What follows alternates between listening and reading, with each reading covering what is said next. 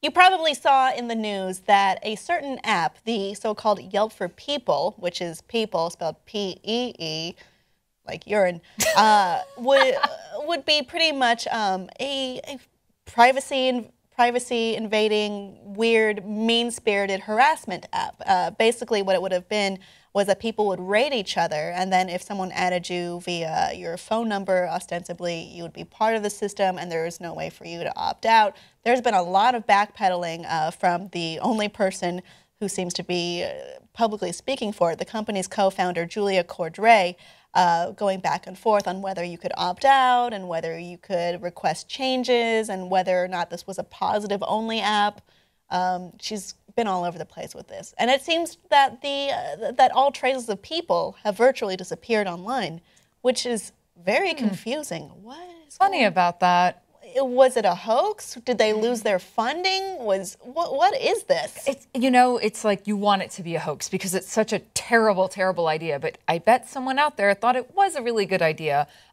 The backpedaling is what gets me. She keeps changing her story, you know. No, this isn't going to be a mean-spirited app. Oh, but, you know, you could really rate people and figure out. Well, there was a video where she said, well, it can't be positive only, or what's the point? But then she's also said, it's a positive only in a LinkedIn post that she made. I just can't imagine that society, for as weirdly mean-spirited as we can be on the internet sometimes, would allow for something like this. Like, it's just too public. It's too invasive. It's too weird. Well, and being forced to be added to the site and having no way to opt out it's ridiculous. And also, how do you identify me from a mobile number? That could be anyone. I don't understand how that's inextricably tied to my identity. And there have been some very weird holes in the story. On the post, it was said that the company put its shares at a value of $7.6 million, which is a very specific number for a privately held firm. I'm not really sure where that came from, and there's nothing to back up that number as well. Motherboard got into contact with Cordray about an alleged $50,000 business grant from the government of Canada that she referred to in a YouTube video. That seems to have nothing to back it up as well.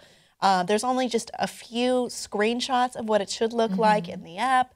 Their website is down. Their social media is all down. It's very odd.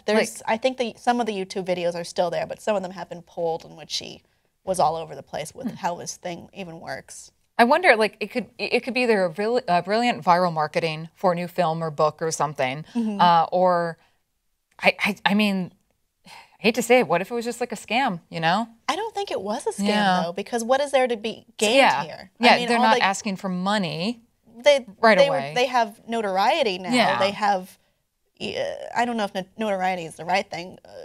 They're notorious. People are disgusted with this across the internet, and we have different journalistic sites trying to figure out what's going on and basically getting nowhere. I don't see where the gain is for this person.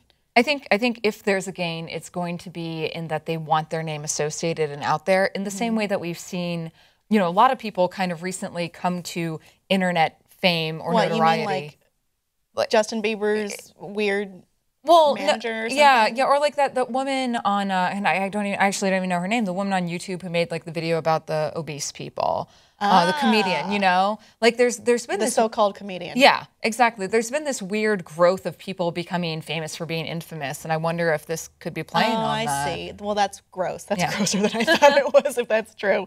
I mean, part of me thinks this was a real thing, or maybe this was trying to get some buzz so it can get the project rolling. Yeah. I don't know. It just doesn't scream hoax to me. It's just very, very weird from a weird person. Yeah, I think I go weird. That's where I'm. This is a terrible idea, though. I mean, I think there have been many attempts to do something like this in the past that have failed.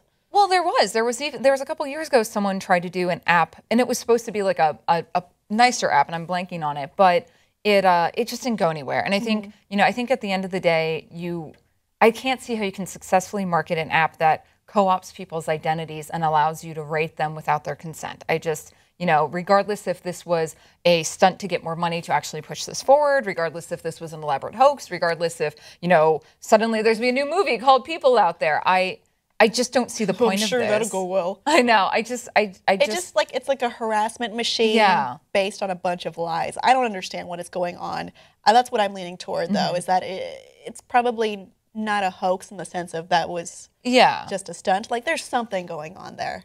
I just don't. I'm just happy. You know what? I'm just happy it's gone. That's all I can say. Is what a terrible idea. Yeah. Hey, let's invade everyone's privacy in a weird way with some weird amount of money for some kind of purpose that we're not sure about. Do you think Peeple was a hoax? Let us know below in the comments, and please subscribe for more.